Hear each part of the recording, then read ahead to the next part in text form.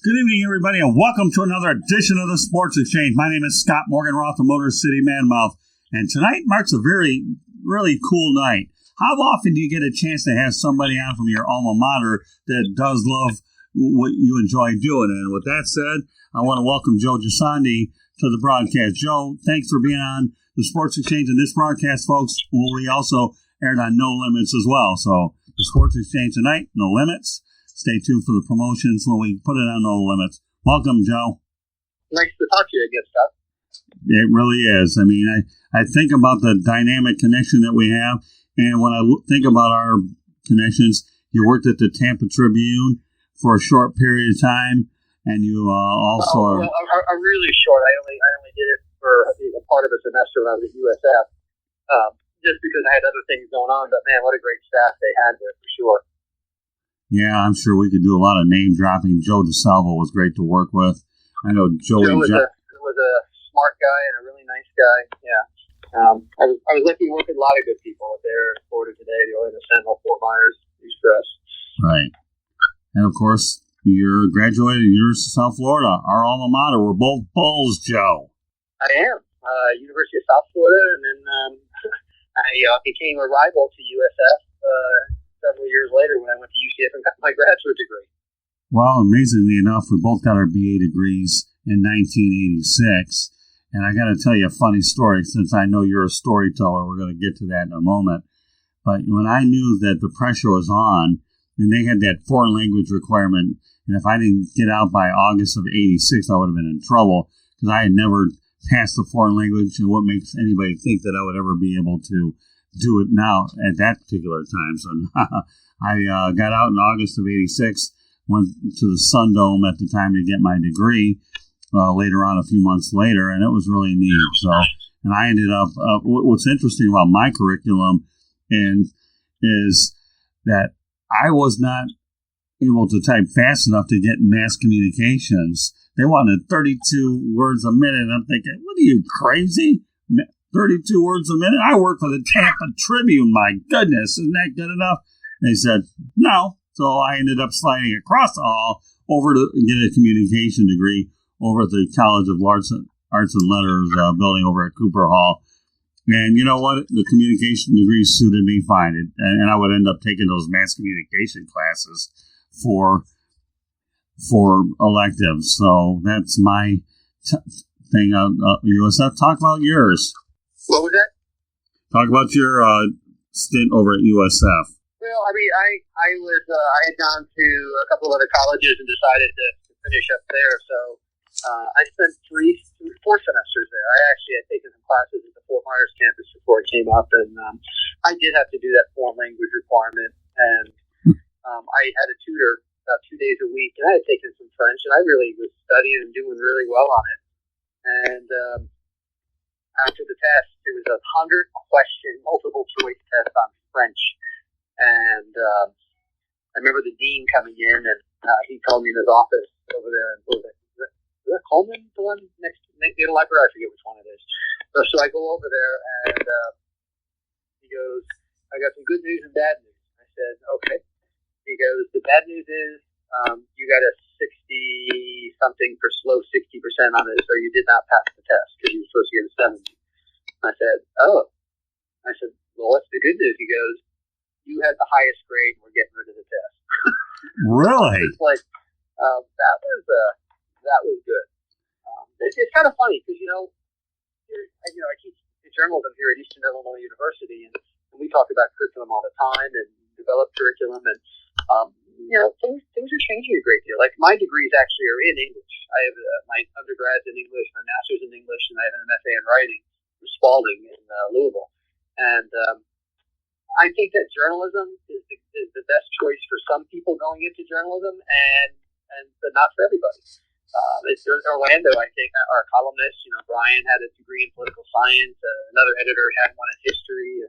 Another one had one in English, like I did. Probably about half the staff at the Orlando Sentinel sports section had journalism degrees. The other half had it in some other areas. So there's not one fit all. So the fact that you didn't do journalism doesn't really mean a whole lot, because it's a great thing to learn. But things are changing. Like, I don't even like French. if I were to go back, I'll tell you this. If I were going back, I would definitely learn Spanish. There's no way I would not want to graduate college if I were doing sports journalism without having a really good working ability with Spanish. There's no doubt that you have to. I think you don't have to, but that's definitely an advantage to do that. But there's some things you don't need. Like, I think a liberal arts education is fantastic because it's going to teach you to think critically and it's going to give you some perspective, whether you're going to be a doctor or a journalist. But there's a lot of different approaches. The problem is that the students who have problems, whether it's at our school or the others, are the ones who try to major in journalism and they want to be journalists and they never practice it while they're doing it. I mean, like you, I worked away from the college. At 15, I was working in a paper and then a weekly in Coral Springs. Right before my senior year, I was working as a clerk and then started writing a ton. And then at the Fort Myers News Press, and then even stayed there for 2 more years instead of going off to a university because the editors there, Schneider, Nick Micheller, who, by the way, is the news editor at the Palm Beach Post right now, Dave Redbar, who went to Dallas, Gary Kosinski, so many people. They were my mentors and lucky for me, my friends. So I was learning on the job. And that's why when I eventually did go to university, I decided not to major in journalism because I felt like I had already got that great education. And I also had a teacher, actually, who was trying to tell me things that needed to be done only because he hadn't been in the field for like 15 or 20 years. That's why as a teacher here at Eastern, I definitely keep my hands involved with a lot of things because I don't want to be that teacher that says this is the way it was done back in the day. Things are changing rapidly. And education is and should too. I mean, I think in 10, 15 years, I think you're going to see some degrees out of 3-year degrees. No kidding. Really, I got to tell you, amazingly enough about that foreign language requirement, when I knew they were having it, I tell you what, I practically lived in the library until I got out of there in August. Now, you said you worked in the English curriculum over at USF. Are you familiar with a professor named Colonel Kenneth Kay? No, he must not have been there then. No, I'll tell you what. I'm trying to think of, there was a Dr. Lawrence Brower who I really liked a great deal. They flew him down to the Fort Myers campus, and I had a contemporary literature class with him. And I absolutely loved it. That's one reason I went up there. And then when he was up in Tampa, I took him for a class on Kurt Vonnegut, just on Kurt Vonnegut, who's one of my 2 favorite writers of all time.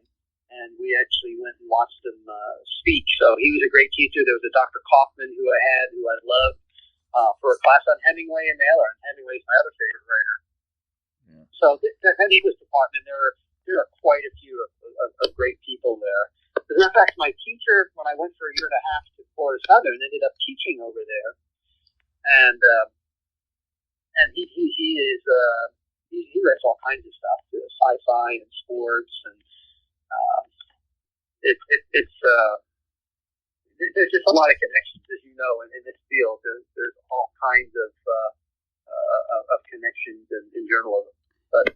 Sorry, I took that and ran like a teacher. I shouldn't have been just going on and on. Oh, I don't care. Come on, please. You're speaking to somebody that can listen and talk to what the rest of us. No big deal. Let me make a long story short about Colonel K. Joey Johnson, I'm sure who you're familiar with at Tampa Tribune. Right? Oh, yeah, very talented, really nice guy. Right, he hired me to work there. Anyways, I get Colonel Kenneth K. And this guy here, he's only written like 5 or 6 books. Who the heck is counting anyways, right? So we started off with 25 students in the class, and I got one of the highest grades in the class. I got a D. A D as in dog. What class was it? Oh, it was an English class. I don't remember what it was, but I think it was a writing class. But Joey said, listen, Scott, I had this guy too. He's a very intimidating teacher. He'll do that to you. So here's what happened. By the time we began the term, we started with 25, and by the end of the term, only 12 lasted. And one of the ones that dropped out was an actual English teacher. Him and I hated each other. I'd fall asleep during his class. He'd wake me up, and call on me deliberately. And we hated each other. We really did. But you know what? We were supposed to meet 2 times a week. but then he decided I'll do it once a week, and then anybody that wants to come in there during that hour or whenever you want to come in for a one-on-one, he did. But I'll tell you what, though, you want to talk about tough love. Colonel K was, of all the professors I had at USF, I have to tell you, he was the best professor I have. And I told him, as much I hate you, I love you anyways. Well, I don't like you either, but I love your scrappy attitude. But he graded on improvement, and I think that's the moral of the story. And I don't know what your teaching style is, but I think you can appreciate his intent to try to, because people don't want to take anything for granted by any means, that, no, we're doing well, there's no room for improvement. And Colonel K used reverse psychology. We'll start, I got a D plus, C minus, C plus, B minus, and got a B for the class, so that's all that mattered to me. So anyways, but I got an associate's in journalism at Broward Community College at the time, and then I ended up getting my BA in communication up at USF. So let's talk about what you're doing now. I want to go over a few things here. You said you're teaching journalism at Eastern Illinois University, primarily news and sports and writing courses, and you've been doing this for 18 years. So why don't you talk about that? And then after we get done with that, I want to talk about the book that you put together. I don't know how exciting. Sometimes I worry when I talk about this stuff. It's really kind of insider stuff, but education. There's just applying the things as a journalist to that. I teach sports media, sports writing, news writing, advanced reporting, feature writing. Mostly the writing classes. I've taught some advanced editing classes as well, but it's a lot of fun. It's like I was telling you earlier today. Teaching is the only thing I've ever done that I liked as much as journalism. I love teaching. I love seeing people learn. Like you're talking about that teacher, I think that you have to be, I don't know if tough is the right word, but sometimes it is. You have to be able to challenge students, and they need to rise to the occasion. It's not about it's not about making it easier, because if you make it easier for them, they're not going to be able to do the job when they're out there. But it's not just being tough, it's also working with them hard and mentoring them so that they can, if they're willing to come to learn, I'm willing to bring them to the next level. I'm willing to do it for anybody anyway, but those are the ones who succeed. The thing that really jumps out to me is we get a lot more at universities, not just at our school, I think nationally, more people who are autism on the spectrum. And I've had a couple of students, actually some of my best students, have come in and said, hey, I'm supposed to get extra time for writing assignments. And I said, well, I'll definitely give it to you. But if you take the extra time here, you're not going to be prepared when someone hires you. No one's going to care that you get extra. Deadline is deadline. You're not going to get extra time. I said, I'd really like for you to work towards doing it in the same time prescribed for everybody else. And they said, oh, okay, I'll give it. I said, if somehow you fail or something else, I'll let you do it again. But I want you to be prepared properly. And of the 3 students I've had over the last several years, everyone met the challenge and became and really well, because they were really bright and said so many different ways. And not that every autistic person is similar, because I've had a couple that have needed more challenges, right, and problems, but I try to get them to get prepared for what the world is going to be like when they leave here. And you do the best you can. Some students like you, some students don't like you as much. And that's just the way it is. But I'm not there to make friends. I'm there to teach. If we can also be friends somewhere down the line, lovely. And I am with a lot of them, fortunately. So a lot of great students out there, a lot of great alums. But you serve as a mentor. You've been doing this for 18 years over at Eastern Illinois University, and it sounds like to me you gravitate toward being a mentor, don't you, Joe? I think most people do. I don't think I'm unique in any way with that. I know people all across the country who teach it. I probably know someone almost in every state who's teaching journalism, from being an advisor and being on boards and just teaching. And I'm not the outlier. I'm the trend. I'm not the aberration. I'm the norm. Journalism teachers, by and large, want to share their experience and want to do it. There's a friend of mine, Mark Witherspoon. Spoon is he's like 67 years old, but, you'd think he was 37 years old. He's so energetic. He loves what he does. He does it, and he does it exceptionally well. I mean, there's so many really great journalism people across the country. People really want to rip into journalism here, and the problem is they're not reading journalism or watching journalism. They're watching advocacy stuff, or they just want to listen to the advocacy stuff. Whereas the people who are out there doing the real work every day get overlooked, disregarded, and the journalism programs, by and large, are the ones that they're doing some great stuff. Like, I would much rather have someone who has journalism experience than a doctorate in it. Right. Someone who has a doctorate in journalism or communications and has almost no experience should not really be teaching any sort of news reporting and writing classes if they have no experience. They need to go out there and put a little work in there. It's just not the right way, because it's very clear when a teacher doesn't know what they're doing. On the other hand, most journalism programs, they want you to have at least a master's, if not something beyond that. When I came to Eastern, I had a master's in English, and then I went to get my MFA while I was there, which was very helpful as a journalist, because, we're storytellers, and most of us, all of us, I would say. And my writing helped me to teach storytelling even more and made me become a better one. Helped me with a couple of books I was working on, and helps me even now as I'm working on some other projects. Well, it's amazing how you say that, because I remember at Broward Community College, and I met this guy over at the South Campus, but his name was, I don't know if you've ever heard the name, David Mervis. He's a journalism instructor. He ended up leaving Broward to go to Miami-Dade Community College, where he was there for a lot of years. If you go to Miami-Dade Community College in North Campus, he's, I don't want to say iconic, but he's well known. But he took me under his wing. He invited me over to his house one time, and even the newspaper I was working for weekly, he didn't think it was that good because of the typographical errors. At some point, you got to get out of there. They don't care about your writing a lot. And he was ultimately be right, which ended up leading to my decision to go to the Tampa Tribune after I got my associate's degree. But I don't know if he's a doctor, but David Mervis over at Broward Community College South, and then out in Miami-Dade North, he epitomizes everything that you're saying.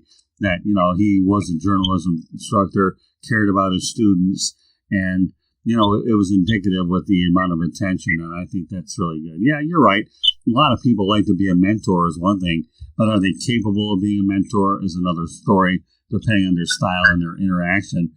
Because what I really liked is, in school there, it's one thing to be able to do something, it's another to be able to it's say it, but being able to do it's another story, and that's what makes it. And I don't think there's some magical number that you have had to have done it.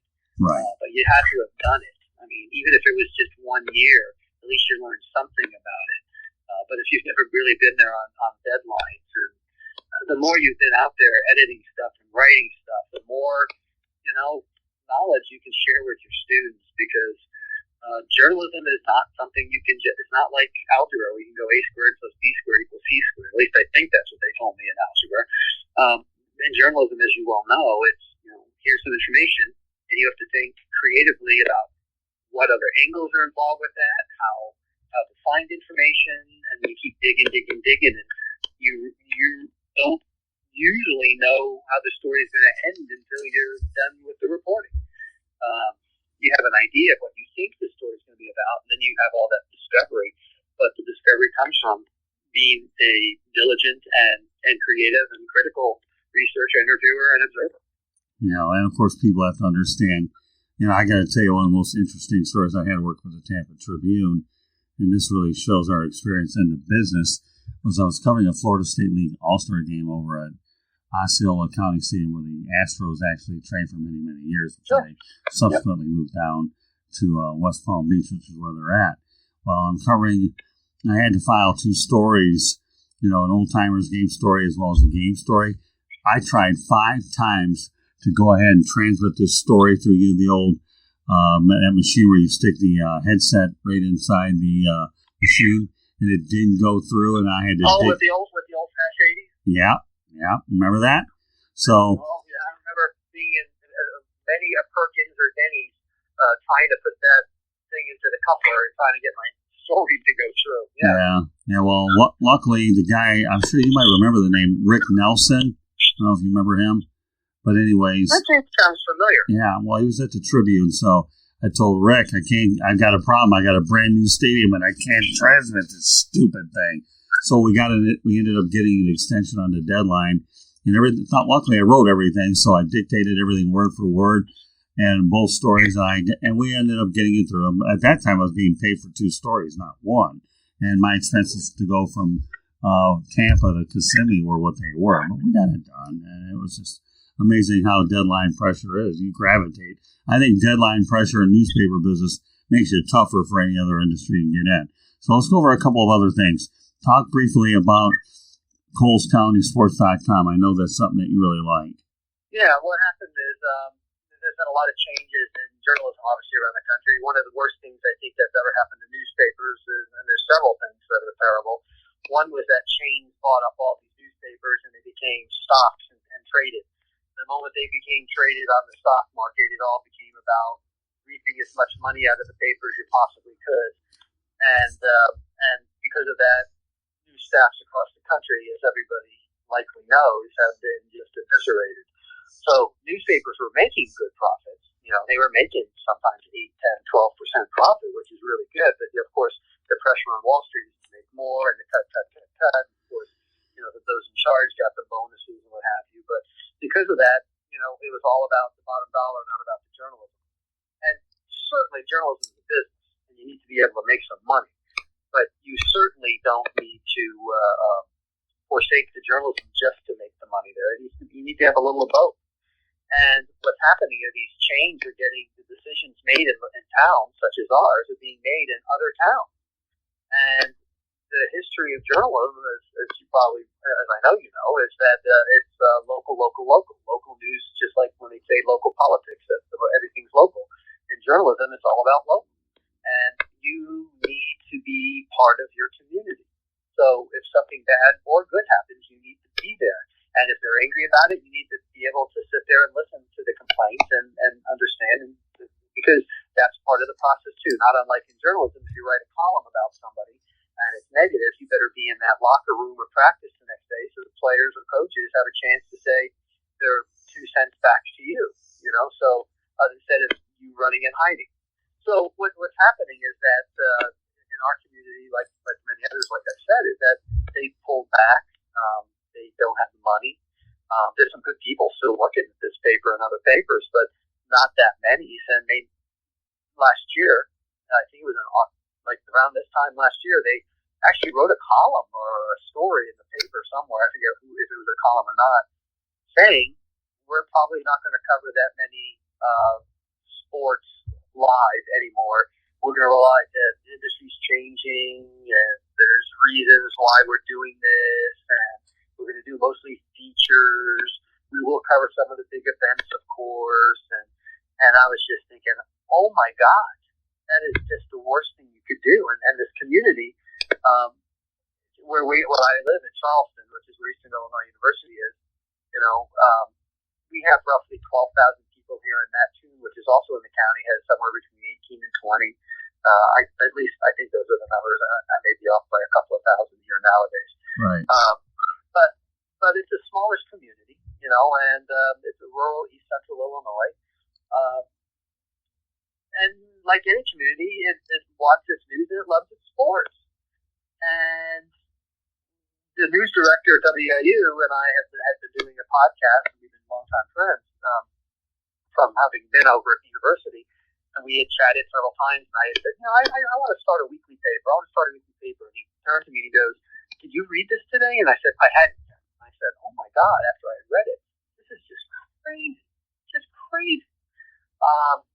So that weekend, I put together a website, a Facebook page, an Instagram account, and a Twitter feed. Cool County Sports. Jeff goes, I said, "What do we call it?" He goes, "How about just something simple? Cool County Sports." I said, "Brilliant. So we did all of that, and the following Friday, we covered the game, and we created it for 3 reasons. One thing that's important here is that ours is maybe a little bit different. We created this to serve the public. We did this is an educational tool so students can cover high school, because covering high school is way different than covering the pros, as you well know. Oh, yeah. And sometimes students, like I had a student of mine who was interning out in San Diego for one of the Wooden College baseball league, and the guy who was with him was a University of Florida student, and he's at Eastern. And they didn't give out stats or play-by-play after one game, and the other guy was going, "What do I do?" He was used to covering like Florida Gators stuff where they hand you everything, and my student was like, "I got all my notes here. I got the play-by-play and everything." Yeah. So we use it for education too. So, and the other thing is to sort of recruit, even though we're not affiliated directly with Eastern Illinois University. Jeff and I own it. I then became incorporated through the state of Illinois. The deal all right away was to become nonprofit. As a matter of fact, I was talking to an accountant today. We'll probably have our nonprofit status probably completed sometime in the next couple of weeks. And all the money that we get from donations from local businesses and we haven't really hit individuals up, goes to pay people to write their work, because I don't think people should write work for free. So we pay stringers. I mean, I work for free just because I'm willing to. Jeff works for free because he's willing to. This is our service to community, and we want to educate people. I mean, we've done podcasts too. We're doing all kind of multimedia, and the community. We're up over 2,000 people follow us on Facebook. Before COVID shut down, the country, we were getting we were averaging about 800 to 1,000 reads a day. People were coming to us first and sending us stuff first, and we were pumping out copy and stories and good content and good video. Like, our cameras aren't as good as local paper when they would come, but man, we could shoot some really good video. Just like tonight, I ran out and did some video for a middle school, because I remember, if you're in a big paper, sometimes you're thinking, oh, who cares about middle school sports? Oh, we do. I can tell you, when I post middle school stuff, that gets sometimes more reads than the high school stuff, because there's such a dearth, there's just such a lack of coverage of middle school sports. One time we did it on off-trail biking. Like, I cycle a lot, but I don't do the off-trail because I'm old enough where I just don't want to break a boat anymore. Right. Or ever, So, but we did a story on starting that at the mascot. Viral for us, it had like 5,000 reads or something like that. We do history stories, like through the pandemic, we did, the history of great teams and their athletes from the past. We're about ready to roll out an all-decade team for all of the sports. There's a lot of fun things we could do. And like I tell my students, and I told one this morning, hey, what do you want to do this week? Try something different. Take a chance. Just go, if you want to do multimedia, you want to do whatever, and we're just having a blast doing it. The community really has given us great feedback. They really love the coverage. They appreciate the coverage because they are not getting it any other way. The local paper, they would send screenshots. Like the coaches, sometimes I'd say, hey, just text me, the screenshots of the basketball, just because we can't go to every single game. And I said, no, write a couple of graphs. They write 2, 6, or 7 graphs up on it and type in the box score. And we're only dealing with primarily 2 high schools in our area. It's not like in Broward where, like, when I went to Coral Springs and you have, Piper and Eli Ely and, all of the other schools that are twice as many as when I was there. But we have the 2 that we focus on. And originally we were just going to do that. But then suddenly we realized the community college in town wasn't getting covered. And we have some nationally ranked softball and volleyball and women's basketball probably had a great shot at winning the national title this year, but they shut it down right before it happened. Our softball team is nationally ranked and goes to nationals and does really well. So we said, hey, let's cover a little bit of community college. Boom, that stuff took off, went like crazy. We said, okay, let's expand to youth sports, and so we'll travel softball and baseball, send us stuff. Any stories about going to visit like the Indiana Pacers, we'll write pictures with cut lines there. It's really to serve the community. Obviously if something horrible happens, and if some coach were to be caught, molesting students, we certainly write that too. Right. But thank God that has not happened around here, for the sake of the kids. But we're pretty much we're trying to give students and experience in the community something that they're lacking. I mean, and that's really what this website is about. Full DuPontCountySports.com if anybody wants to check it out and look at it. We've got great reaction to it. It looks really good. It's very simple, but it's very it does what we need to do, which is here's some stories. They're lined up on the right side. Here's other things. If it's on the phone, it works really well. You can scroll down.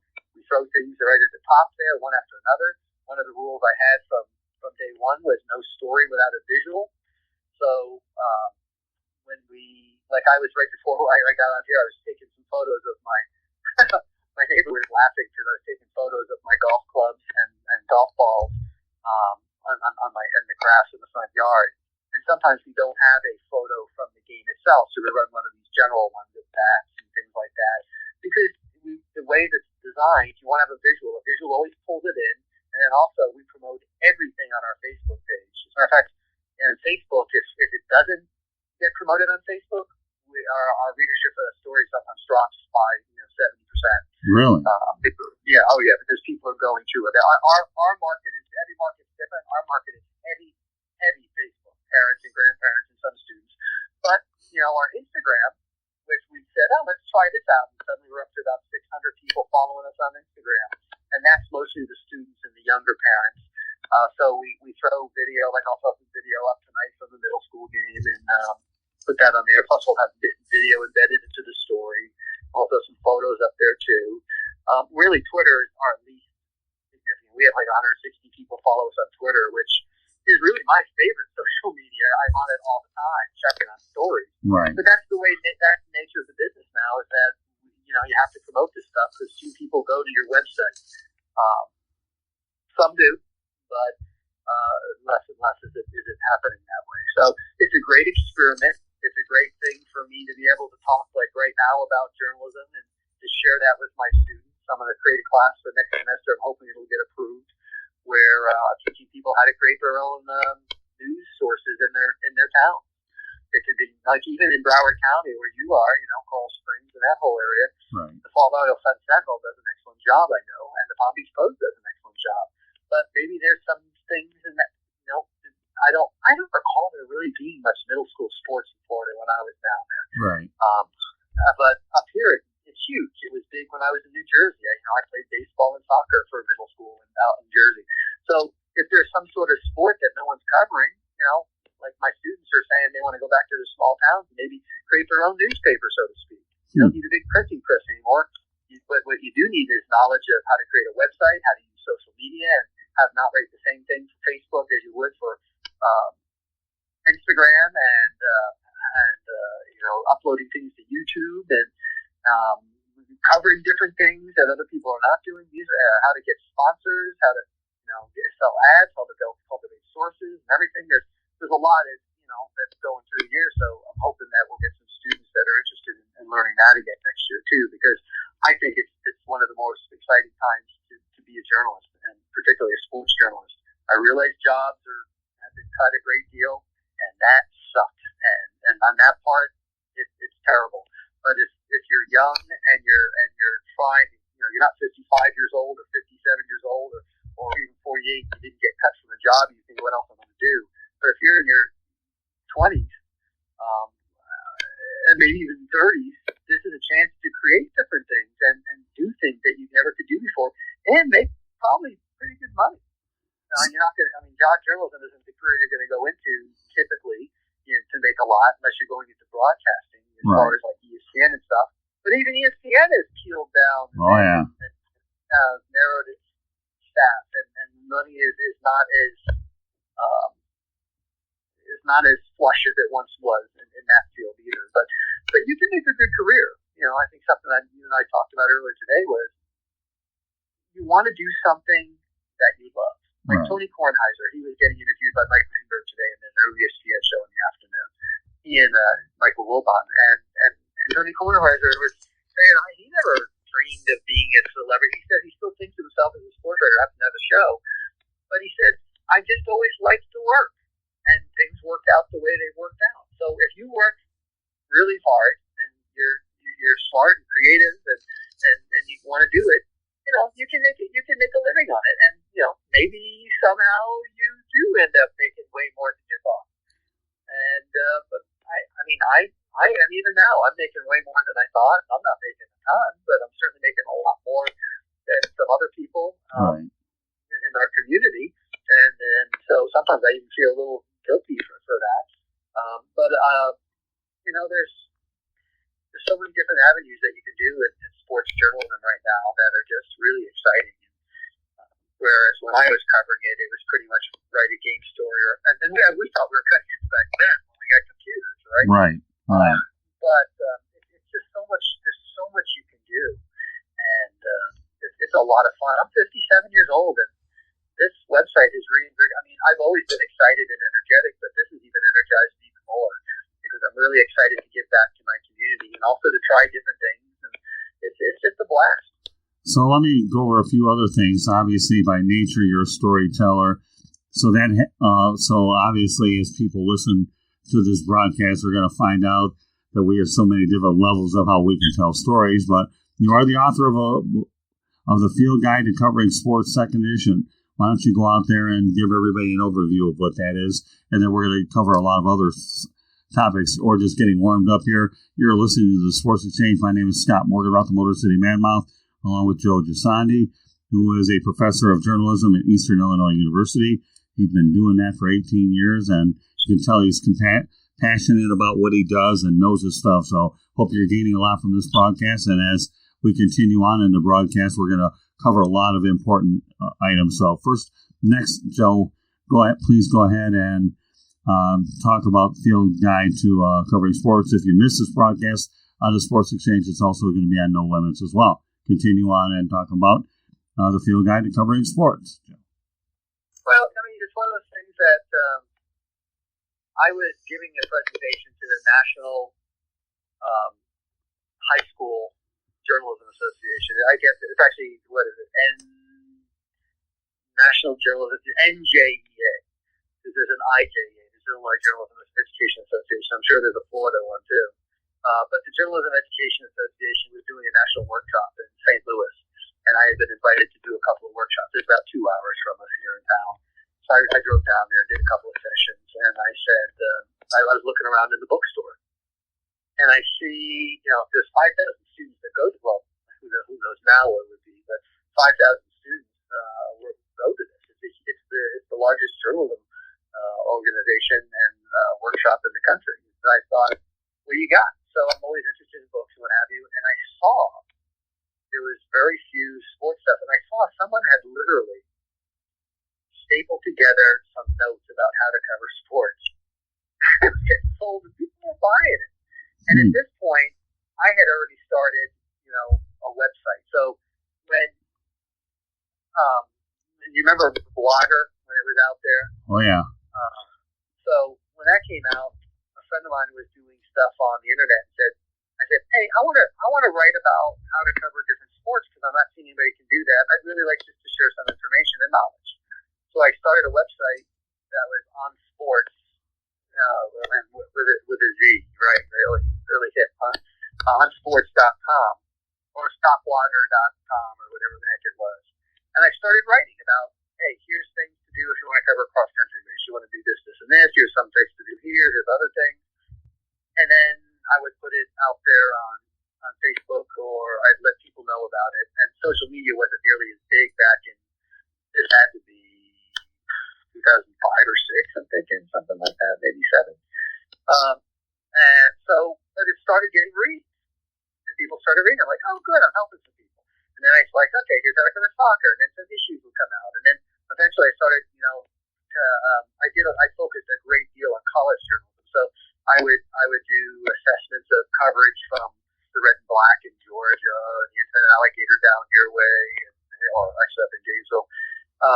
And those editors would reach out and go, oh, thanks for the feedback, and et cetera, et cetera. Eventually, a publisher, Congressional Quarterly, which actually was part of the Poynter Institute and the St. T. Tom's, which was at the time one of the only nonprofit papers in the country, and always a tremendous paper. So they approached one of their people, said, hey, what are you doing here? He was selling books on campus. And I said, oh, I'm doing this. He goes, hey, let me talk to my editor, see if they want to do a book. And so they called, and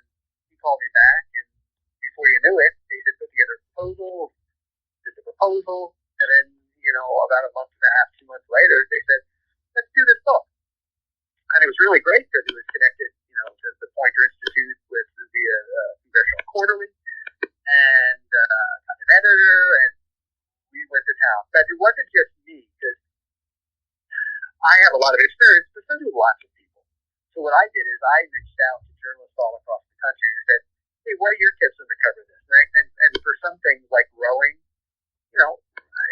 in this book, I show how to cover 20 different sports. That's part of it. That's the spine or the main focus for this book.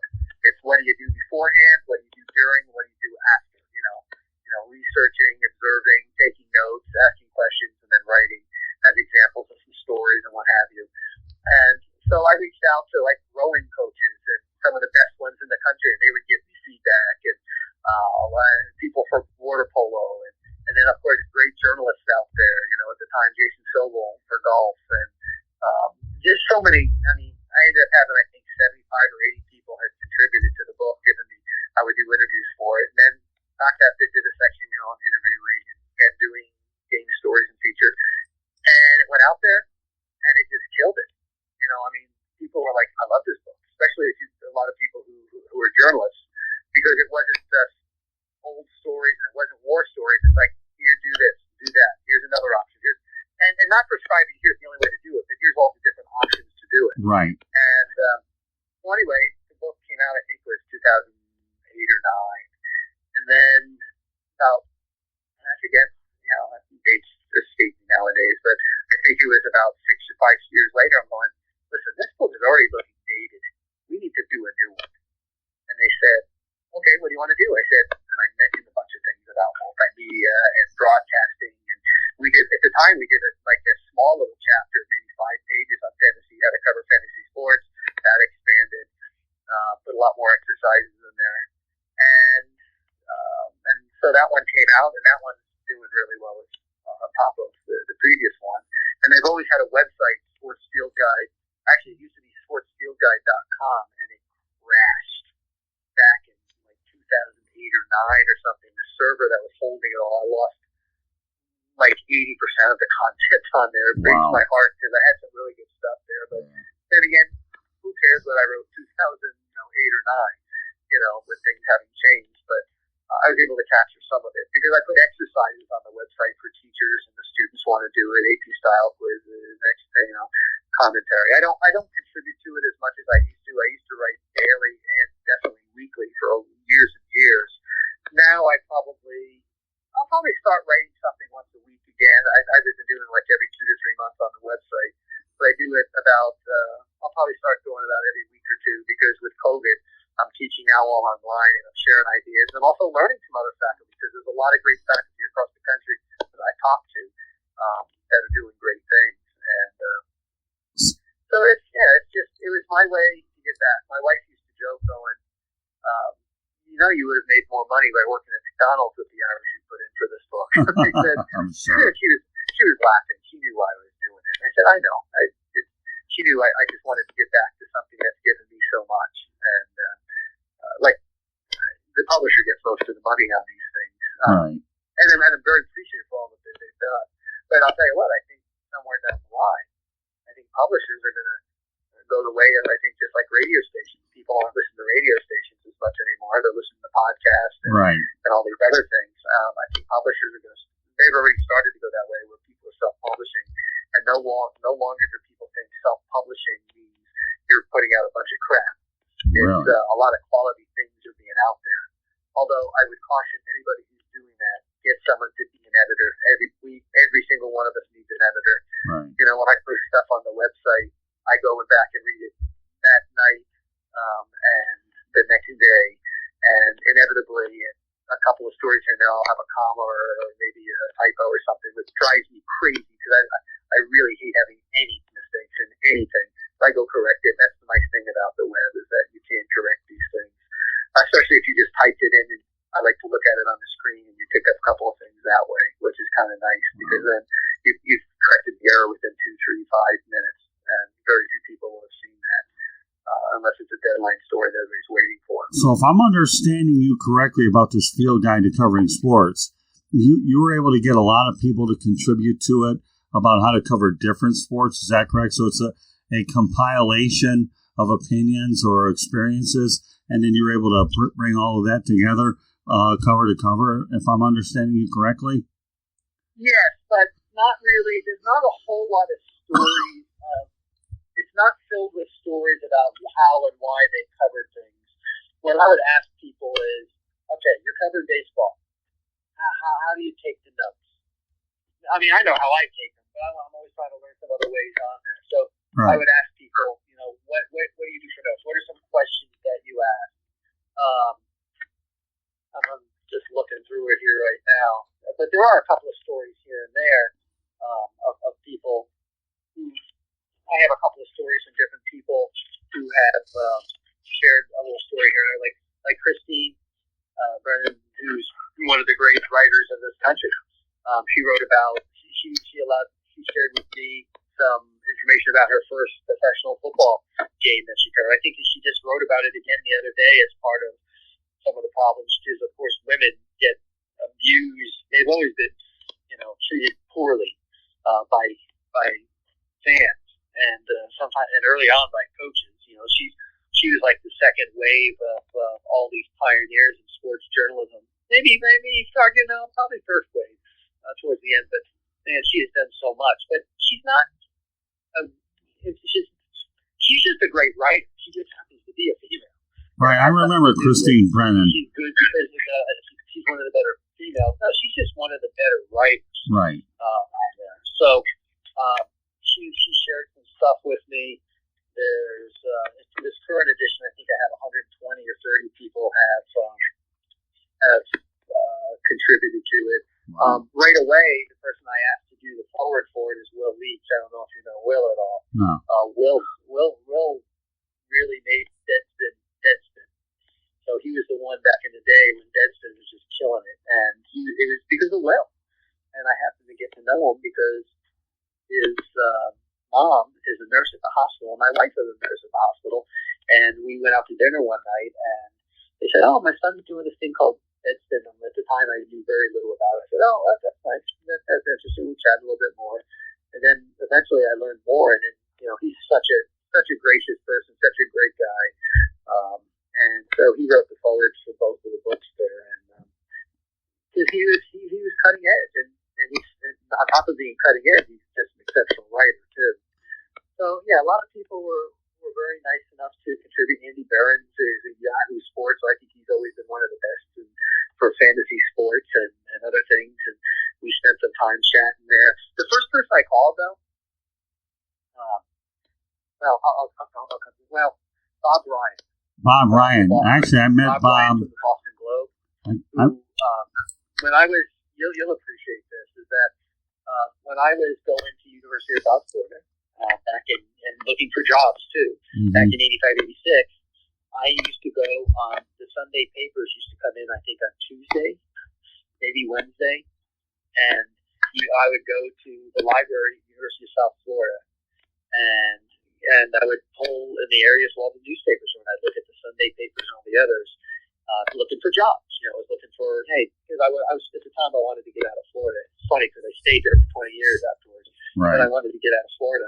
And so I was looking at Boston and other places. But one of the writers who I sort of liked, and at that point, he became one of my favorite writers, was Bob Ryan, because he wrote that Sunday column in basketball and did so many amazing things. And, I don't know if anybody's written basketball better than Bob Ryan, ever.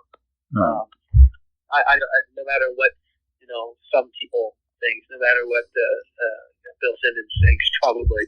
Although I think he would give homage to Bob Ryan. So I called him. He was my first interview. So I went into the radio studio and I said, "Hey, can I tape this? Because I want to make sure I catch everything that Bob's telling me." And I'm really good at it, but I want to make sure I got it. And they set me up for it. And I'm talking to him, and I sent him an email and I said, "I've always admired your stuff. I'm doing this book in here. I'd really love to hear, tips and hints and things like that you could share with people." And it's funny because it's a small world in sports journalism. Oh yeah. And so right away he goes, "Hey, where are you at?" And I said, "At East Illinois University." He goes, "Oh, I used to cover football practices there because the Cardinals used to practice on our campus."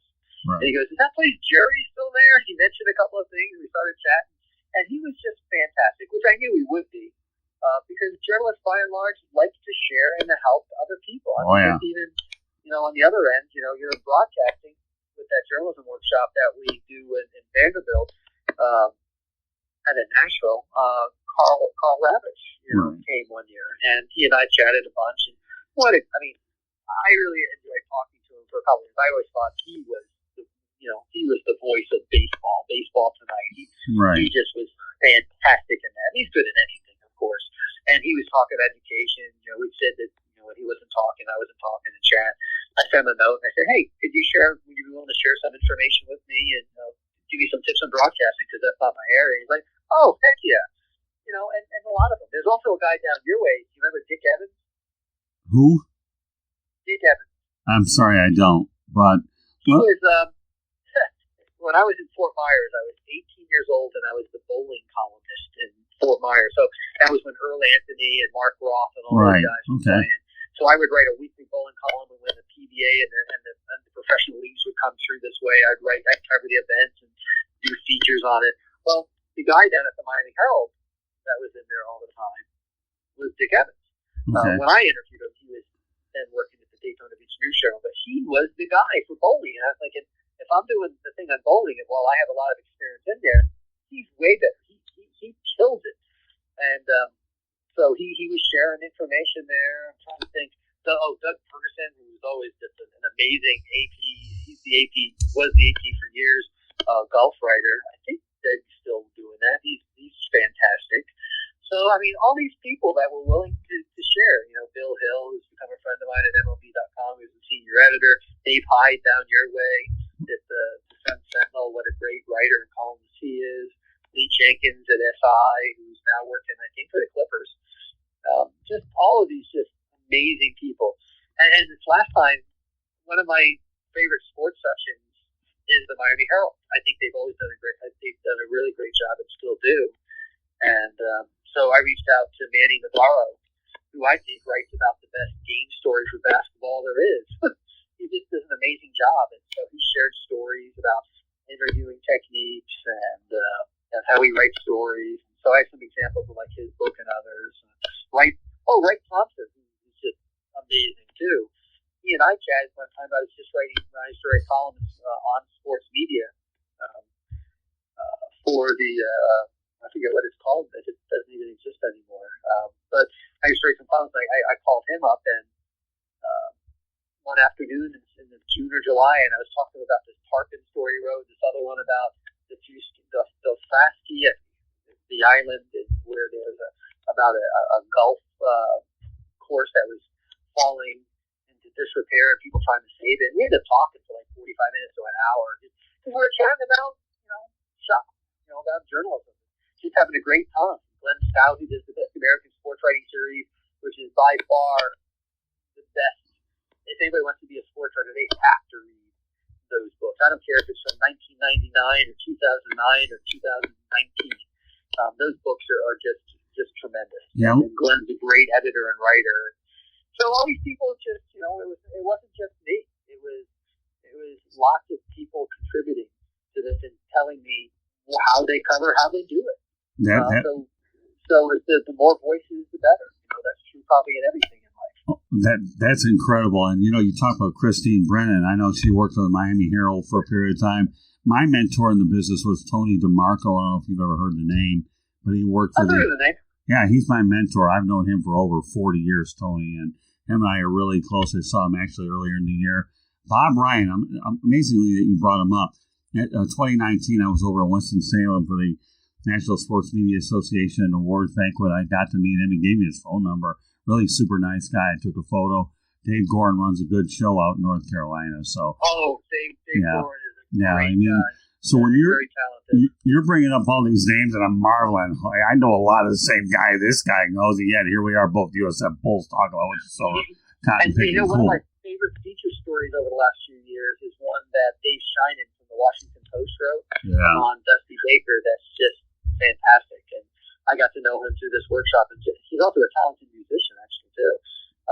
Has write some good pop stuff or what have you. He's about our age, a couple of years younger, and. But man, Dave Sheinin just a great. He's at the Post, Washington Post. And Mike Sealski, who's one of the great columnists at the Philadelphia Inquirer in the country, wrote a piece on his son having autism that just brought me to tears. It was just beautiful, and talking about his son's love of the Phillies and even even though they weren't winning. So many great people. Michael Wallace, who was at ESPN and now works for the Grizz. Lynn Zisser when she was at the New York Times, and Rachel Whitaker used to work for the Times Picky. Yeah, I mean, I no one cares about me naming all these people. I'm the only reason I'm naming them. I'm just very thankful that other people are sharing. That's why when anybody ever asks me to do anything, anytime about journalism, I'm in. What can I do? Well, I'll have to get a. And that's why I wrote the book too, to give that. Well, I got to get my hands on that thing. I can only imagine how many different people we know. Let's continue to move on to some other topics I want to get through too. Okay. First of all, we'll talk about the high school level, the workshops across the state. Why don't you give me an overview of that? Well, I mean, it's just what's happening right now is that we just do some workshops, and we ran a summer journalism workshop for years that was for Dow Jones funded, where we were trying to get people who didn't have newspapers at their schools or in poor neighborhoods, and a big focus on diversity. So people of who were minorities were preferred. That was our target, trying to get them to be taught. But it was a good mix, and it was just I just loved those workshops. I did it for 13 or 14 years. I stepped away about a year ago from doing it. But if anybody's interested in going into sports journalism, they need to hit up their advisor at their college or teachers at their college or the high school, because there's a lot of great stuff. Like down in Florida, you have the Florida Scholastic Press Association. There's great workshops. I think they're usually around in Orlando. They're usually in May. But there's so many great workshops everywhere. But the problem right now is that no one can travel. So I'm doing a workshop next month for the Illinois Press Association and the Illinois Journalism Education Association, zooming in, showing people different approaches for teaching journalism at that level, and maybe even trying to get people to realize, local editors, you got to cover local sports, high school sports. You got to win the hearts and minds of the people in your community. They got to know you care, man. They got to know you care. Well, you know what? In 1984, I won an award for Best Reporter in the state of Florida for division for junior college newspapers. I didn't even find out about it until I was actually in Tampa working for the Tribune, and I'll never forget when I followed up on it. It wasn't somebody told me it was second. I only found out it was first, and I went through my instructor, Betty Owen. What a sweetheart she was over at Broward. And then she took me to dinner and took a photo. It was really cool. I never won anything like that before, but one of my instructors went ahead and submitted this, and they liked it. I was covering the United States Football League years ago, but to be able to win something like that was certainly something pretty cool.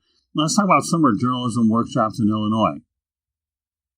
Well, that was the workshop I was talking about. Oh, was it? Okay. It's the one that was the Dow Jones based one. The last 6-7 years, Dow Jones pulled away from doing those.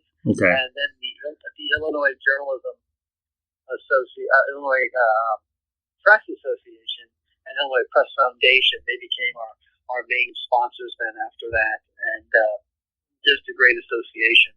They do a lot for our state as far as educating professionals and also educating people at the schools by our association. We have loved it.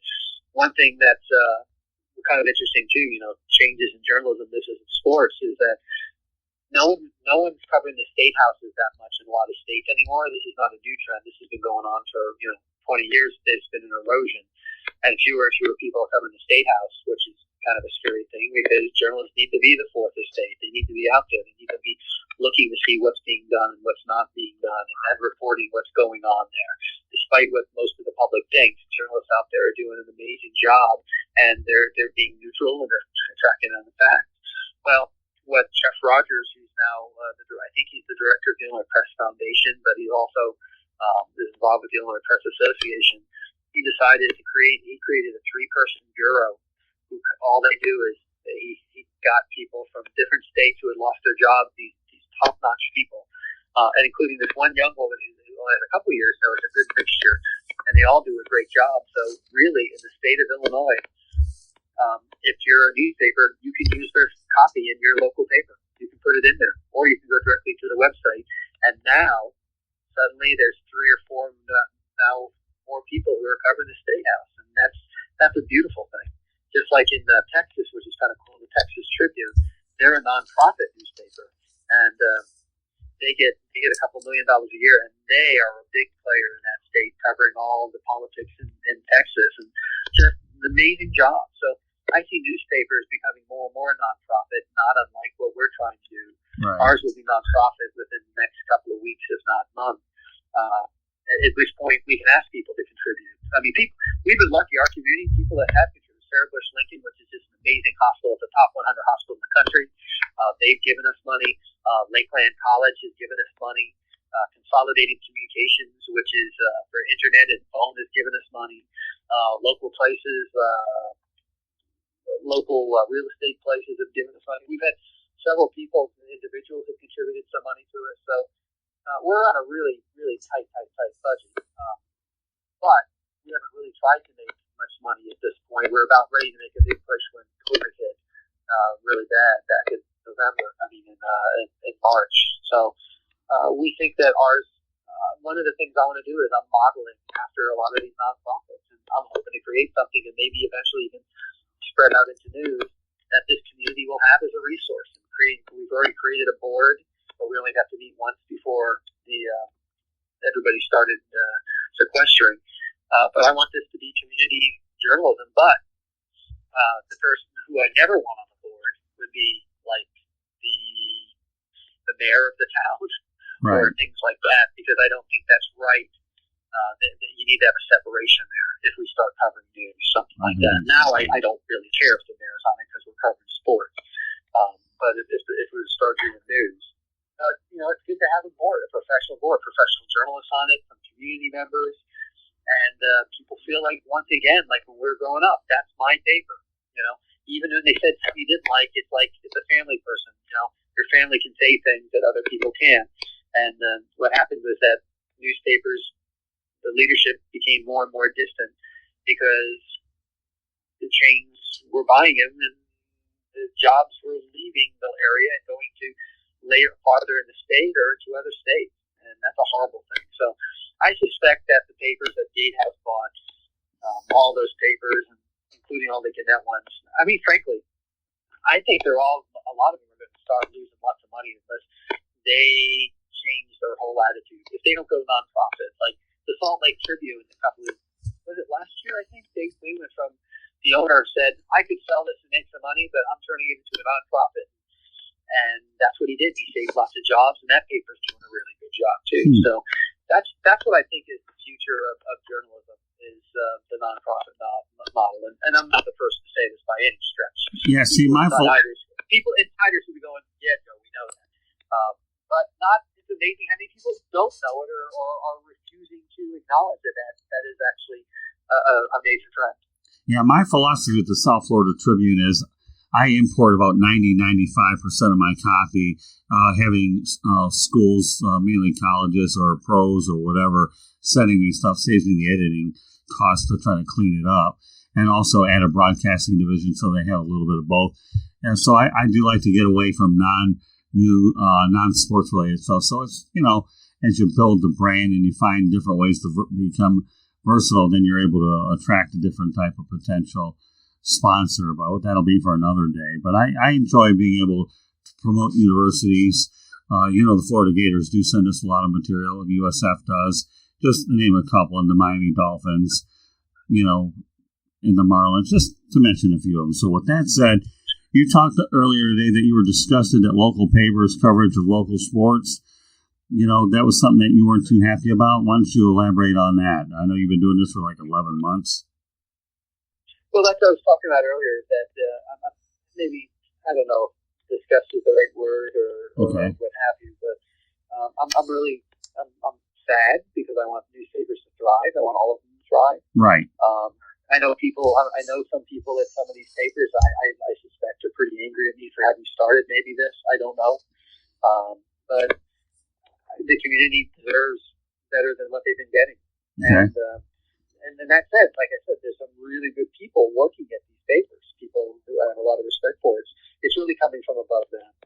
And it's really sad that, until papers, I think, start getting away from the whole corporate model there, right. I think there's going to be some problems there. So it'll adjust. I think like any business, there's a self-adjustment, or sometimes when terrible things happen, you have to deal with it too. So if with this newspapers, the problem. I don't think you could have a worse storm of horrible things that have happened than we've had over the last decade and a half. So I hope now, people will start these nonprofits or try some other things. I wish everybody well. Well, including our competitor here. I wish them well. A guy you're probably familiar with, Nick Puglisi, I'm sure, over at the formerly at the Tribune.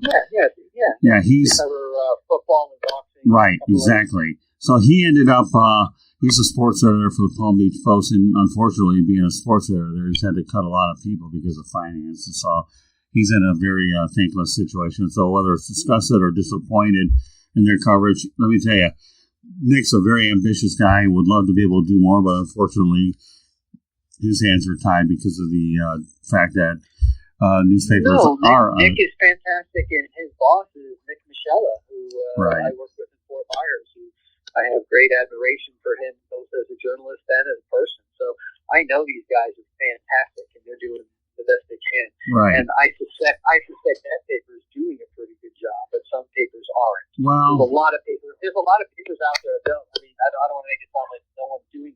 There's a lot of papers out there doing tremendous work at the local level and above. It just so happened that I think it was a miscalculation by the local paper here. Well, the way South Florida is now, just to catch up a little, Joe, Miami Herald, South Florida Sun-Sentinel, Palm Beach Post, and most of them aren't printing anymore. They've all gone to digital. Of course. Right. Nick, and one of the reasons I came up with the South Florida Tribune is I knew that we were never going to print anyways. We were going digital. So, and I wanted to make sure I had a well-rounded website based on the digital concept. So Nick, I think, is doing a good job under very difficult circumstances. Oh, yeah. Well, I actually wrote a story, a high school football story from, I think, last year for the championships when Deerfield Beach took on Palm Beach Gardens, I think it was. And it was interesting to cover one high school game. I have to tell you, I don't miss high school football after 33 years because of what you mentioned earlier. I had to do my own play-by-play, but I made it work for one night. So as we continue to move on to more and more new media here, Joe, you say you do a sports media podcast once a week, which amounts to 45 per year by the university covering sports media. Why don't you give our listeners a little insight about that? Well, as a teacher, I had never done TV, and I had never done radio. My exposure to both of those actually is because I wrote a book on people who search for Bigfoot across the country. I traveled all around the country, and there's obviously an outsourced book. And I went to these different places and went out into the swamps and mountains and everything, what have you. So as a result of that book, I wrote why people search for Bigfoot, not whether or not Bigfoot exists. So I ended up being on, the public radio in New York and a couple of other different places. I mean, I was in lots of radio interviews. I was on Coast to Coast. I was on, several others I can't even remember the names of. But that was my only exposure really to talking in some length on radio. And it was around that time that Jeff Owens, who's the director for WEIU FM and television, who I do, and said, we were talking, said, hey, let's do a podcast on mostly sports media. And I did it mostly for 2 reasons. One, because I didn't know as much about it, and I needed to teach my students more than just printed word. And so I learned, very early on, I was scripting out the radio show and how I'm going to respond and everything. And he comes in with a sheet of paper with like bulleted items. And I have printouts everywhere, for this podcast and everything. And it's funny how it's evolved and how I've learned, everybody has their own style, of course. And but this is what, the way to prepare is by just reading, and maybe a couple of bullet items that will remind you of some of the things that you want to talk about. Right. But I did it for that, and also because it's just fun talking with Jeff about sports. So that's what we do. It's right now we have it primarily on our Facebook page. I think I'm trying to remember if it's really small. We do it mostly for our community and educate students and for fun. But we have it on a Facebook page that you'll probably find it once in a while on my Twitter feed or something like that too. I think we call it the WEIU Sports Media Podcast or something like that. Well, that's pretty cool because you know what, you're using it as you're getting multiple use out of it. You're trying to educate your students beyond just the written word, which is good. You're doing it for fun, so I give you a lot of credit. Would you believe this? I'm sure you probably might. That many years ago, I mean, I used to have a 2-hour radio show, but I also had a 6-hour radio show a couple times a week with a colleague, George Eichhorn. I should hook you up with him at some point. And what we had to do to put that show together, the amount of time we spent was just unbelievable. 6 hours, Joe. Not that you'd have a hard time thinking that I can talk that long anyways, but still. I mean, you have to, you have to dub up the tapes and get the interviews prearranged. But you know what? But it was a challenge. I love doing it. I mean, you don't view it as work. But you talk about then and now, radio versus podcasting, a new wave of entertainment. It's unreal. But I love the challenge of that what they call nowadays is terrestrial radio versus what the new wave of media is. And it's good for exposure. Right, absolutely. Yeah. And one of the things that's kind of interesting, too, is that it seems like people either want stuff that's really short or really long. So, like, book sales are still doing pretty well in this country. And they were growing for a while there, so people are reading that. But when you're talking about podcasts, it seems like people want, like, that snippet, 3 to 5, maybe 10 minutes or something like that. But really more like three-minute videos or audio. Or they want the 2 hours or more. Like Joe Rogan does like a podcast that sometimes is 3 hours long, and I enjoy it. So people want either the short or the long. I mean, people want some stuff in the middle clearly too, but you have the two extremes that are both succeeding. You have short pieces coming out that people want to read about their teams, and there's also books that people want to read. There's so many different audiences out there. That's just kind of cool. Well, that's true. I am kind of surprised though when you're talking about length is that like. I think one of the best radio shows out there, definitely for sports, is the Dan Le Batard show. It's informative, it's entertaining, it takes a different approach, and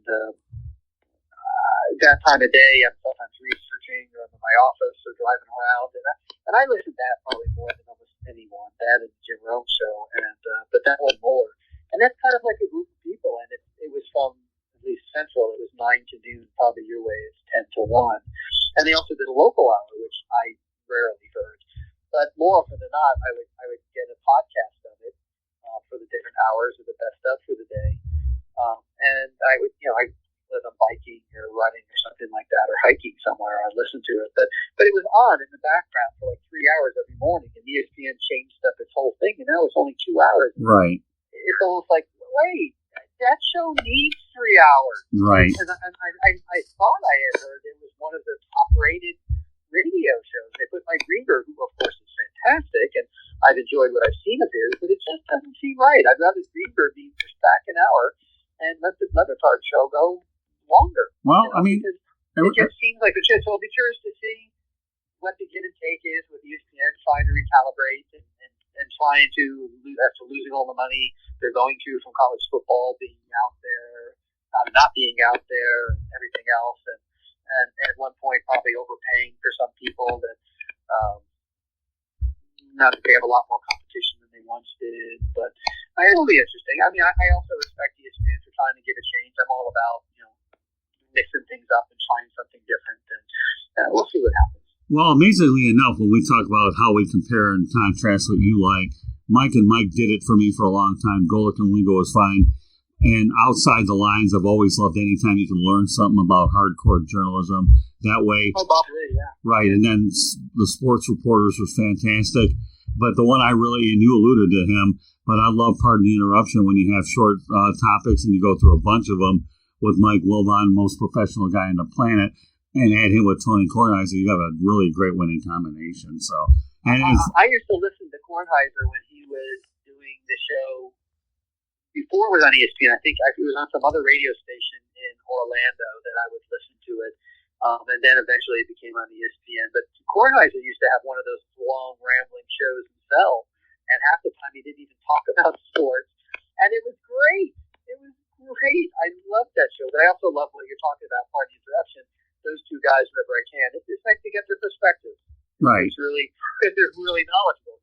Well, you have. This morning was saying, how do I get into sports journalism and broadcast or radio? I said 2 ways.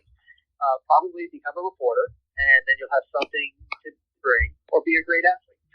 Well, those two guys are ultimate professionals, is what they are. I mean, I love Mike Wilbon. I love Tony Kornheiser, and I've had it was great to do it. But, a guy, though, over at Goran's event was Bob Lee. I spent time picking his brain, took a few photos with Bob, and to me, and ironically, he retired the next day, but it was neat for me to spend time picking his brain. And, I'm not going to mention any names here, but I don't get into the people that are screaming off the top of that does nothing for me. But that's another topic for another day. Anybody that screamed to me, sorry, I mean, that only goes so far. I'm not going deaf over your broadcast by any stretch of the imagination. I mean, anything. Yeah, Bob Lee is definitely one of those people that I would very much like to talk to because of his talent. Someone who I think it's kind of a shame, Clay Travis, who Outkick the Coverage, I think was originally what his website was. Right. And I think they were bought by Fox or Yahoo or one of the, I forget who it was. But he's a very, we had him as a speaker one time, and he's a very talented person. He was very encouraging to students, and he did a really great talk that day with them. But sometimes I see people, and I worry this is what he's doing. I don't listen to him every single day, so I worry. So I'm not an expert on this, but it seems that he's getting to a point where he's just trying to grab attention to himself by talking about things politically. And I'll actually, maybe that's something I need to go check because I've been reading things that he's saying and I'm going, that's just over the top. That just looks like you're saying it just to say it, sort of like, these shock jocks are doing. And he doesn't need to do that because he's really smart, very creative, and entertaining. And you don't need to, take it to an extreme point. I mean, fair enough. Maybe he does feel extreme. Maybe that's what he's saying. And if that's it, then he's being true to himself, and then that's the right thing to do then, by having some of those. But I think is extreme, other people don't. So That's why we have all this different media, which is really great. So let's, as we talk about the different media, which is great, let's go ahead and segue over to Zoom as a resource. I know you talk about short takes. One of the goals I have is to be able to do a lot more Zoom broadcasts. That way I'm able to interact with the respective party on a face-to-face level and bring it more from a visual standpoint. I love the audio part, but again, Facebook Live is something I'm going to be working with, a live broadcast. And when the situation, the Zoom broadcast, I think it'd be great. I had a young fellow by the name of Xavier McKnight, who I actually did one on my own with Friday night, and another friend of mine introduced me to him. So, well, let's talk about Zoom as a resource. And I think I've become more and more acclimated with Zoom calls. I do a lot of with the Miami Marlins as well as networking as well, and I'm becoming more and more comfortable. But what are your thoughts as Zoom as a resource when it comes to this kind of media? Well, Zoom is a fantastic resource when it's working, and it usually is. Just had that flip the other day. Right.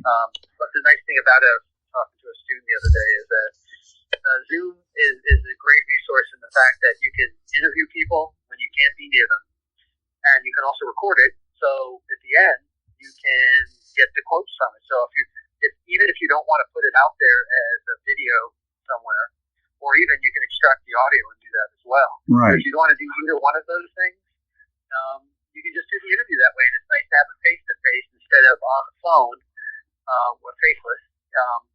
Some people prefer the face-to-face, but you also you've captured all the quotes there too. So that's a great thing to do. So it's kind of tough because you really can't like you and I talking right now is a lot more difficult actually to take that phone call. You can still do it, but of course you have to ask for permission because it's illegal.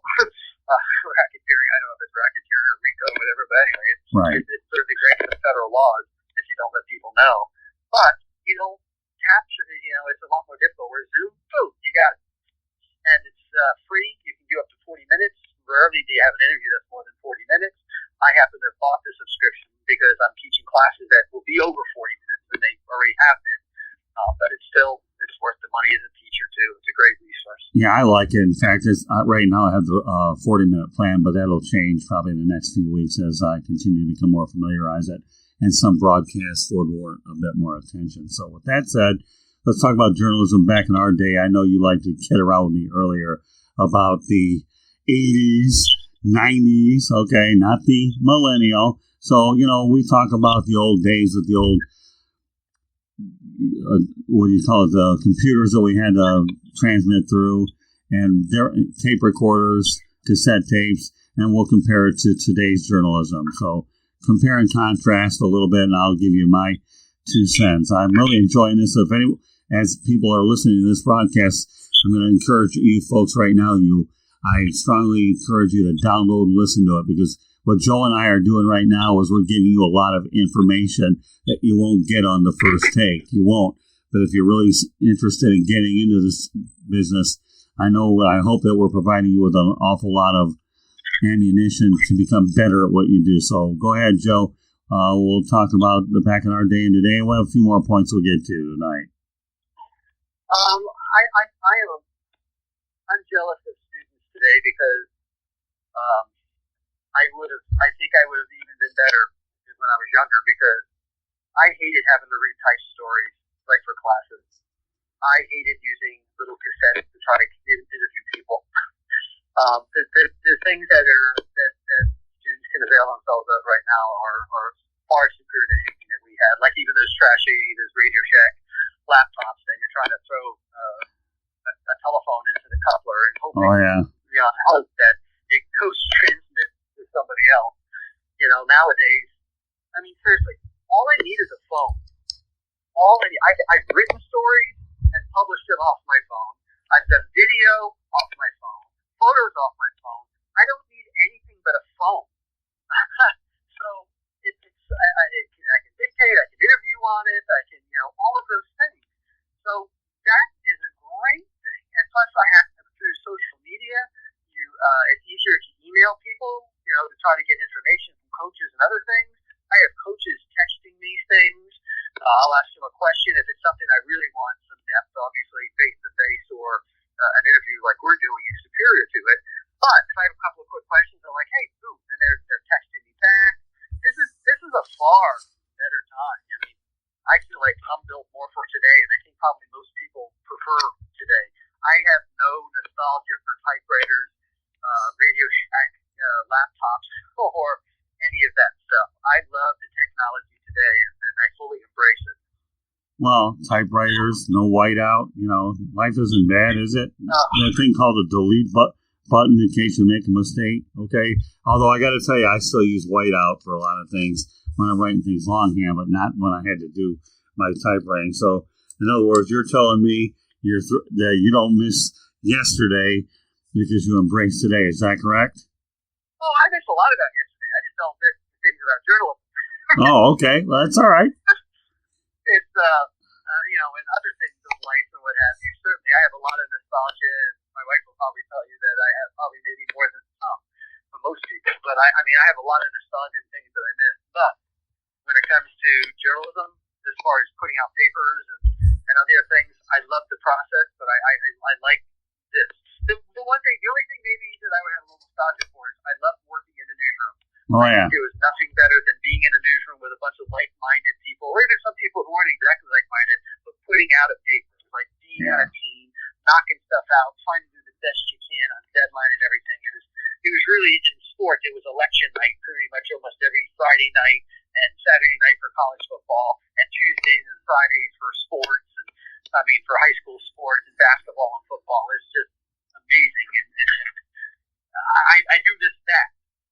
But other than that, I'll take it today, please.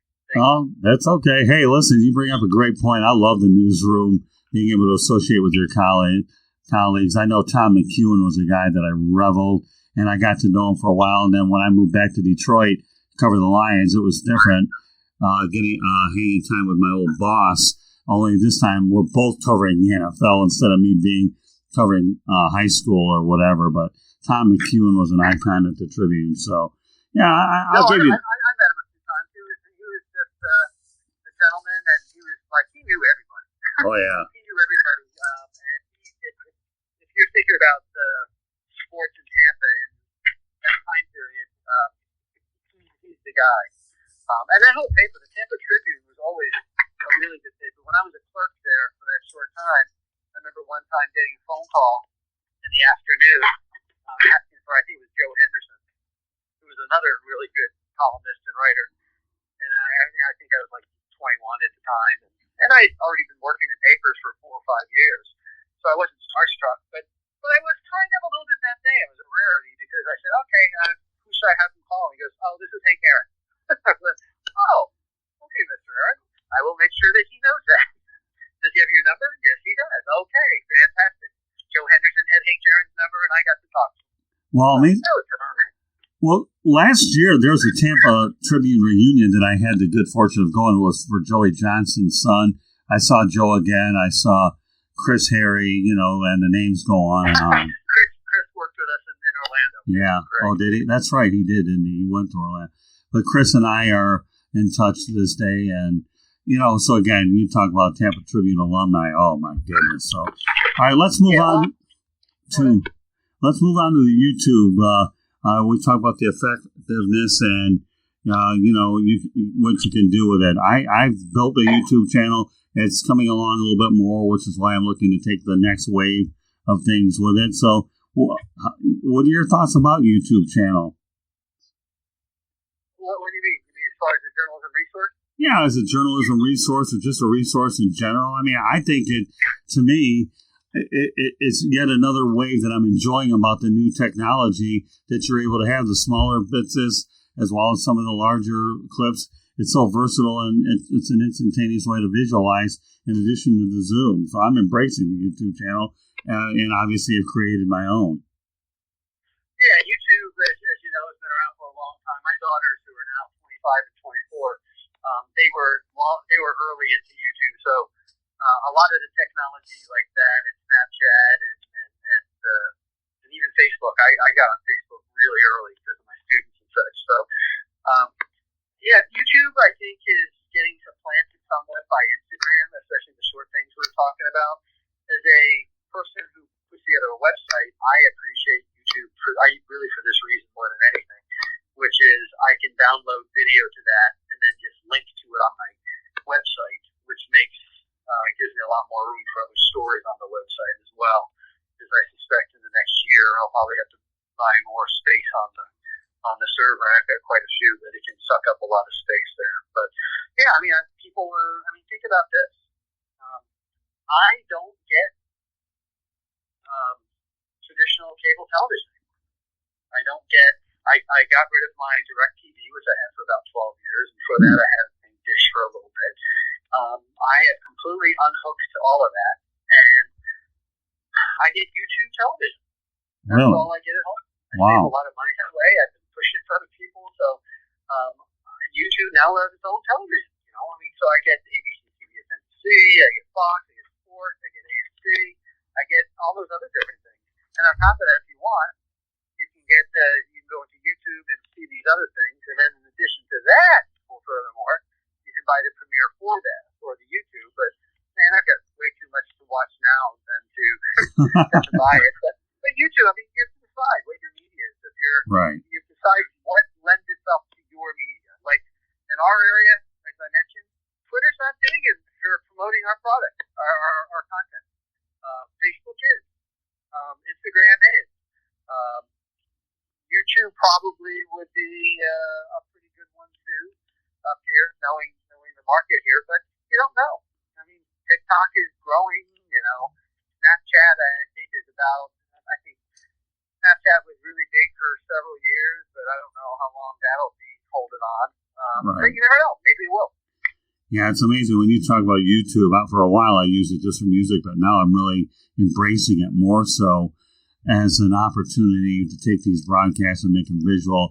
And like you said, everybody seems a little far away. So by utilizing Zoom and YouTube, to me, I think that's a really good 1-2 punch. 2 more things I want to get to, and then I'll help you go out there and let everybody know how they can order your book.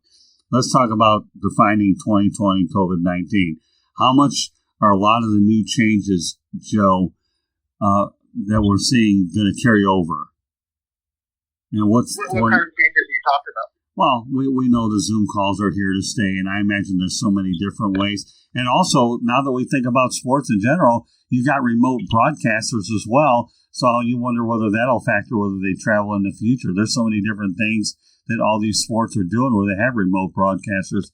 All this experimentation that you're seeing could indeed be a reality as a product of 2020 and COVID-19.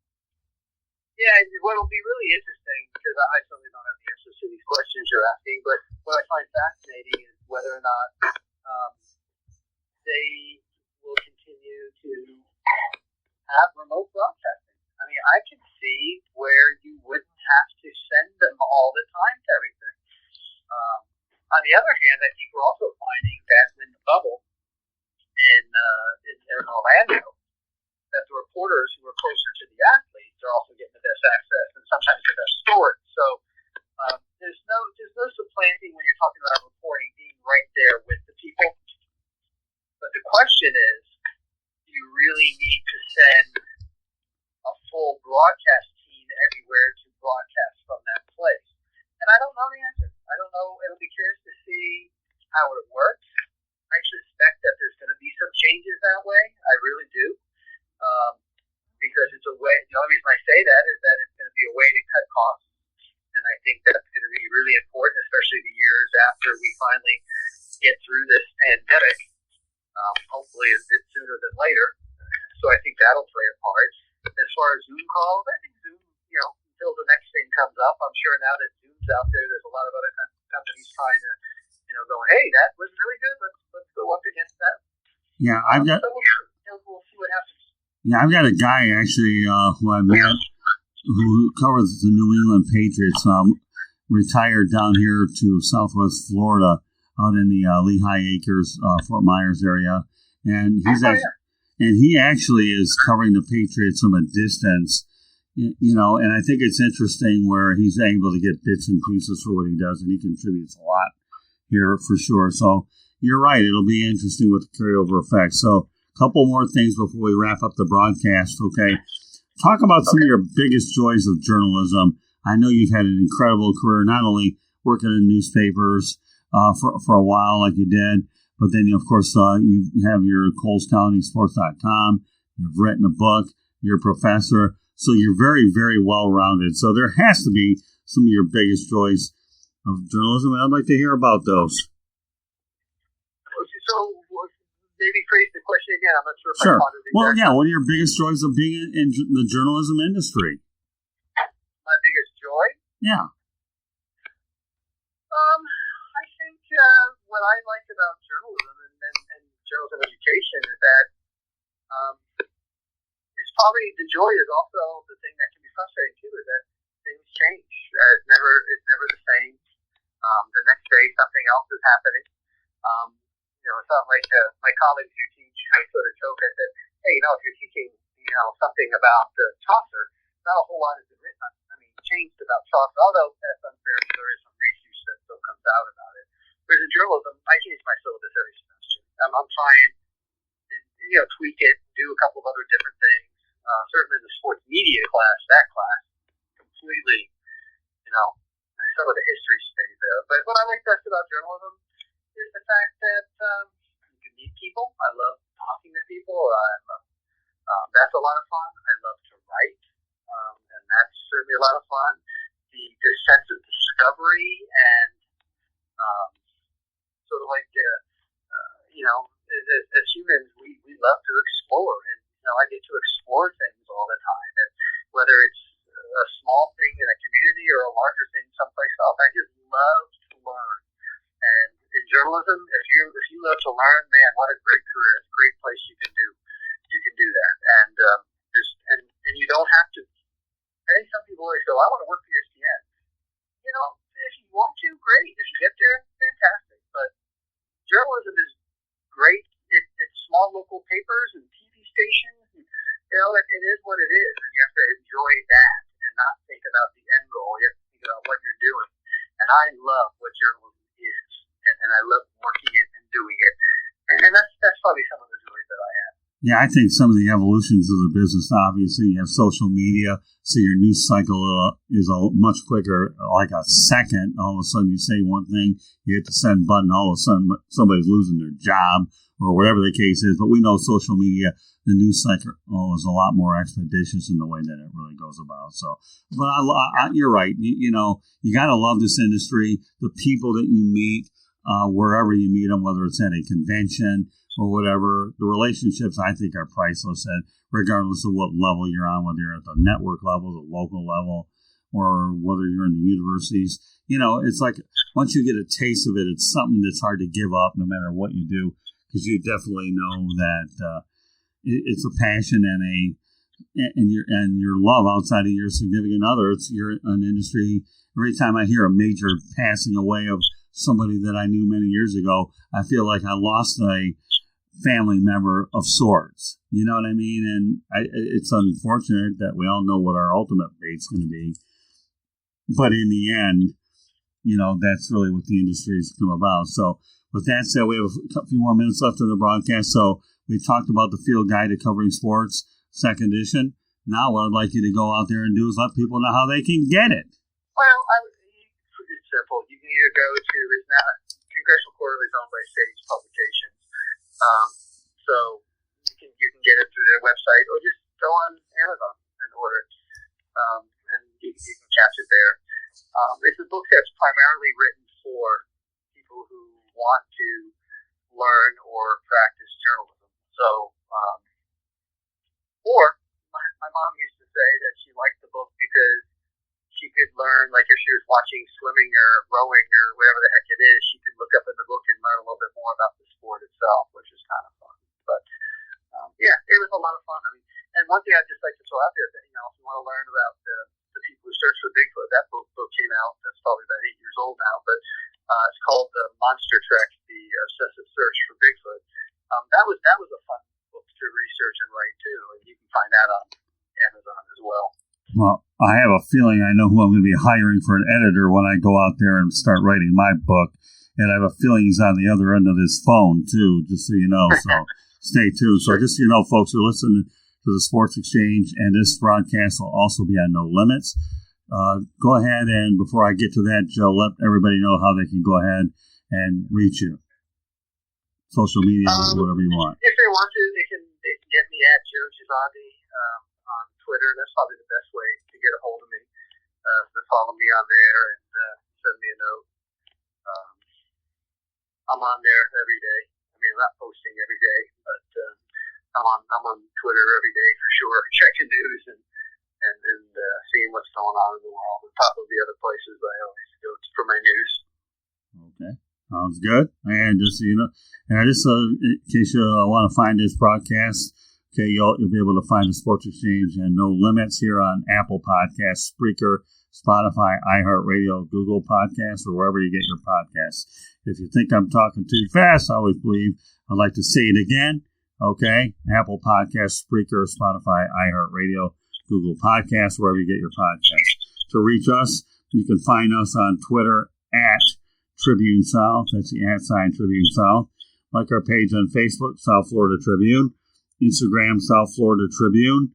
YouTube channel is South Florida Tribune. Our website, www.southfloridatribune.com. You'll be able to find a lot of our media distribution partners, our columnists, and these broadcasts on that very website as well. Look under the WSAN drop down and you'll find the broadcast. You can email me at southfloridatribune@gmail.com. I'll be more than happy to get out to you and get back to you as I can. And of course, the one social media that I find, that's how I met Joe, was actually on LinkedIn. We talk about the different types of social media out there.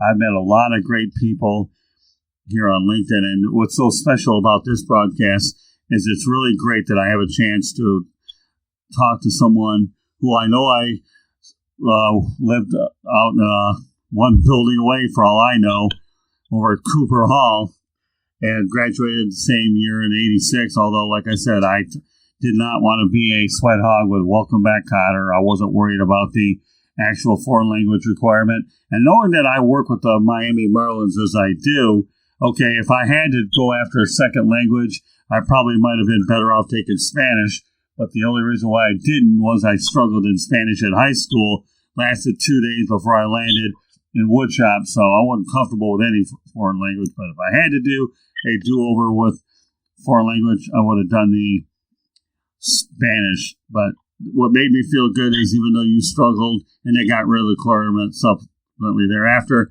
I enjoyed all the labor I had to go to living at the library. So any closing thoughts here, Joe? No, thanks for having me, and I guess we'll see what tomorrow brings us. You bet. So on behalf of Joe Gisondi, my name is Scott Morgan, around the Motor City Manmouth. Thank you for joining us on this edition of the Sports Exchange / No Limits. And Joe, I'm looking forward to spending more time. Joe's going to be advising me how to probably get into the teaching field, because I do have a burning desire, especially after talking to him all day about teaching youngsters the ability to work in media. So Joe, thanks again for being on the program, and you be safe out there, and God bless for being on the program. Meanwhile, good night, everybody.